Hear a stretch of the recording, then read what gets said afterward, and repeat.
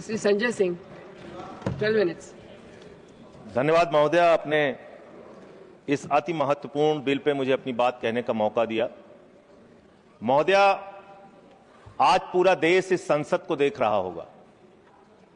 पूरे देश की सीमाओं पर 15,000 किलोमीटर भारत की सीमा को सुरक्षा करने वाले हमारे जवान, हमारे अधिकारी आज हमारी इस डिबेट को सुन रहे होंगे और वो देख रहे होंगे कि किस तरह से मोदी जी की सरकार उन जवानों के साथ, उन अधिकारियों के साथ जो अपने प्राणों की आहुति देकर देश की रक्षा करते हैं, उनके साथ अन्याय करने जा रही है, घोर पाप करने जा रही है। इसलिए महोदय, मैं इस बिल के विरोध में अपनी बात कहने के लिए खड़ा हुआ हूं। एक फिल्म आई थी बॉर्डर, उस फिल्म का गाना था, संदेशे आते हैं हमें तड़पाते हैं, जो चिट्ठी आती है तो पूछे जाती है कि घर कब आओगे। हम तो पार्लियामेंट का सेशन खत्म होता है घर जाते हैं, लेकिन हमारे वो जवान जो सीमाओं की रक्षा करते हैं वो घर नहीं जा पाते। दिवाली हो, होली हो, तमाम त्योहार हो, शादी हो, ब्याह हो, चाहते हुए भी अपने घर नहीं जा पाते। महोदय, देश की 15,000 किलोमीटर की सीमा की सुरक्षा ये सीएपीएफ के जवान और अधिकारी करते हैं। और मैं बड़ी विनम्रतापूर्वक आपके माध्यम से सरकार से पूछना चाहता हूं, क्या उनकी मौत को आप शहीद का दर्जा भी देने को तैयार नहीं है? शर्म नहीं आती आपको? आप हमारे जवान जो शहीद होते हैं सीएपीएफ के, बीएसएफ के, एसएसबी के, सीआईएसएफ के, सीआरपीएफ के, आईटीबीपी के, उनको शहीद का दर्जा भी नहीं देते। सीआरपीएफ के 40 जवान पुलवामा में शहीद हुए, उनके नाम पर घूम घूम कर पूरे देश में प्रधानमंत्री ने वोट तो मांगा, लेकिन उनको शहीद का दर्जा नहीं दिया। कितना बड़ा गुनाह आप उनके साथ कर रहे हैं। महोदय, मैं आपको बताना चाहता हूं कि पिछले 50 वर्षों में एक दो नहीं, तमाम कमेटियों ने सीएपीएफ के अधिकारियों के पक्ष में रिपोर्ट दिया, रिकमेंडेशंस दिया, सरकार से अनुरोध किया कि उनको उनका अधिकार मिलना चाहिए। और यह अधिकार क्या है महोदय? 2025 मई का सुप्रीम कोर्ट का निर्णय है जो कहता है cadre review with in 6 months, slowly reduce the deputation of IPS officers with in 2 years। यह सर्वोच्च न्यायालय का निर्णय है, कोई हमारे घर से निकला हुआ निर्णय नहीं मान्यवर।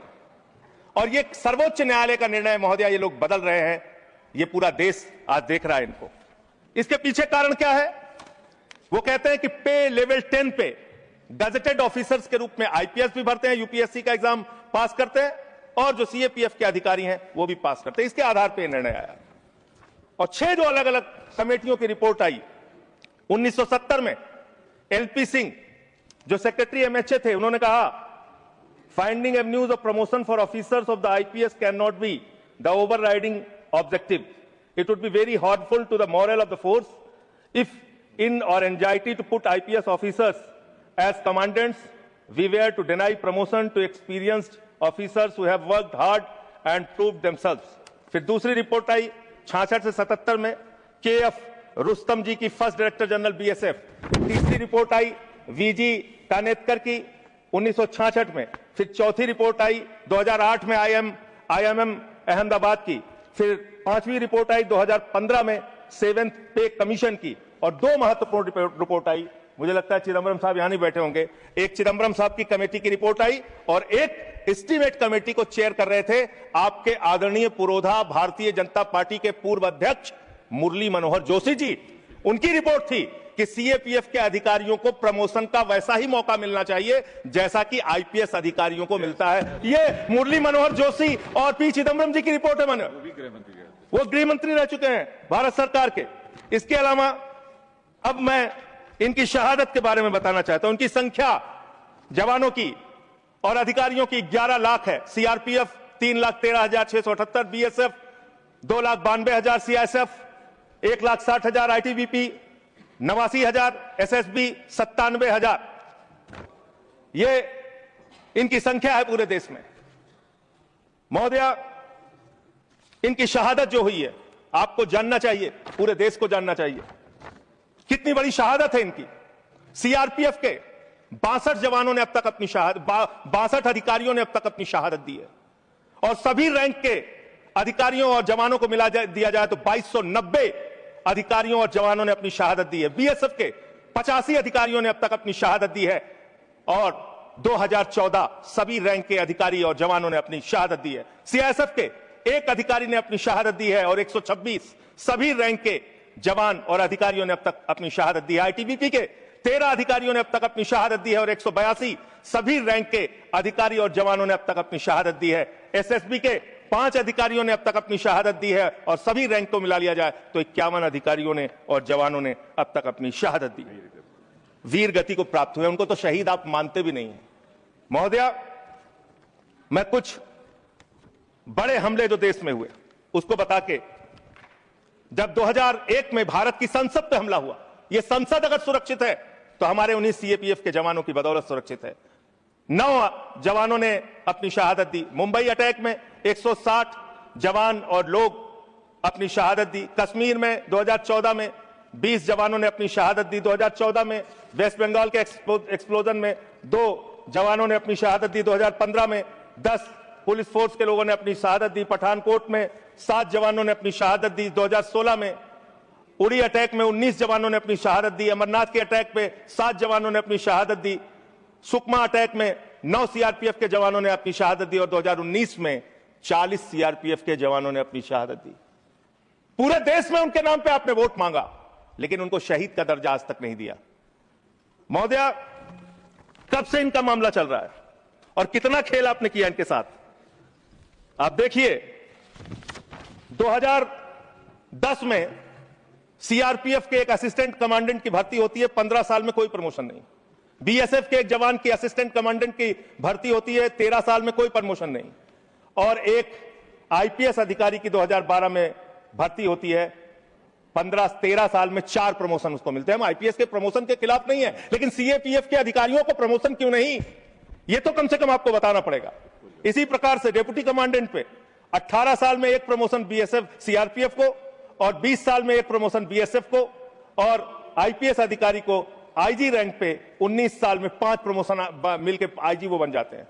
इसी प्रकार से 2003 में सेकेंड इन कमांडेंट पे पहुंचता है एक सीआरपीएफ का अधिकारी, और बीएसएफ 1997 में सेकेंड इन कमांडेंट बनते हैं, 1997 बैच के अधिकारी, और एडिशनल डायरेक्टर जनरल 1998 का आईपीएस बन जाता है।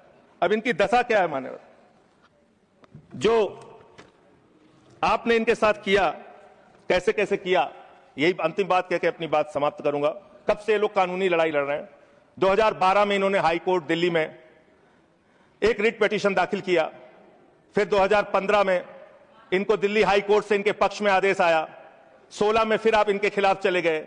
फिर फरवरी में सुप्रीम कोर्ट ने आपके आदेश, आपकी एसएलपी को रिजेक्ट किया। फिर 2 अप्रैल 2019 में फिर इनके पक्ष में आदेश आया। फिर 3 जुलाई 2019 को, सबसे महत्वपूर्ण यह है महोदया, 3 जुलाई 2019 को मेरे ख्याल से 2 कैबिनेट मंत्री तो हैं, वो जरूर रहे होंगे उस कैबिनेट में, कैबिनेट ने पास किया महोदया, इसी सरकार के कैबिनेट में। क्या लिखा है इसमें? This would result in grant of NFFU to eligible Group A executive cadre officers of CAPF. The decision would also benefit Group A executive cadre officers of CAPF for availing the benefit of NFSG at an enhanced rate of 30% as per guidelines. ये आपके cabinet का आदेश है। Cabinet का आदेश आप खुद ही पलट रहे हैं। जो 2019 जुलाई में आपने इन अधिकारियों के पक्ष में एक निर्णय लिया, उसको आप खुद से पलट रहे हैं। महोदया, मैं आपके माध्यम से इस सरकार से कहना चाहता हूं, इन जवानों के साथ, इनके अधिकारियों के साथ ये अन्याय मत कीजिए। ये देश आपको माफ नहीं करेगा। ये भारत की सुरक्षा करते हैं, सीमाओं की सुरक्षा करते हैं, संसद की सुरक्षा करते हैं, एयरपोर्ट की सुरक्षा करते हैं।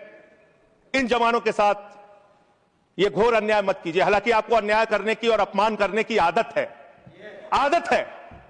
स्वर्गीय बीजू पटनायक जैसे बहादुर व्यक्ति की आपने अपमान किया।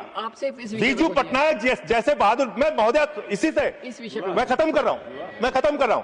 1948 में पंजाब रेजिमेंट को युद्ध के वक्त बीजू पटनायक जी ने एक पायलट के तौर पर सीमा पे पहुंचाया था। आप उनको सीआईए का एजेंट कहते हैं? शर्म आती है आपके ऊपर? ये आप कर रहे हैं। आप अपमान करते हैं लगातार जिन्होंने इस देश के लिए अपना योगदान दिया। महोदया, मैं आपके माध्यम से बस खत्म कर रहा हूं, 1 मिनट में खत्म कर रहा हूं। महोदया, मैं आपके माध्यम से कहना चाहता हूं, देश पर ध्यान दीजिए, देश के लोगों की चिंता कीजिए। आज जब मैं आ रहा था तो यहां पे पता चला, आप तो कहते हैं ये देश नहीं झुकने दूंगा, ये देश नहीं झुकने दूंगा। आपके लोग पंजाब के, हरियाणा के, राजस्थान के, रूस के अंदर फंसे हुए हैं सैकड़ों दिनों से, और आज तक आप उनको ला नहीं पा रहे हैं। देश की सुरक्षा के बारे में आपको ध्यान नहीं, विदेश नीति के बारे में आपको ध्यान नहीं, आपकी विदेश नीति का कोई अता पता नहीं। बावजूद इसके आप एक बिल लेके आ रहे हैं जिससे कि अधिकारियों का हक छीनने और मारने का काम आप कर रहे हैं। मैं इस बिल के विरोध में हूं और जो अमेंडमेंट्स हमने दिए हैं उसको सरकार स्वीकार करती है और इसको बिल को सिलेक्ट कमेटी में भेजती है, तो इसका पूरा अध्ययन किया जाएगा। नेक्स्ट श्री मुजीबुल्लाह खान।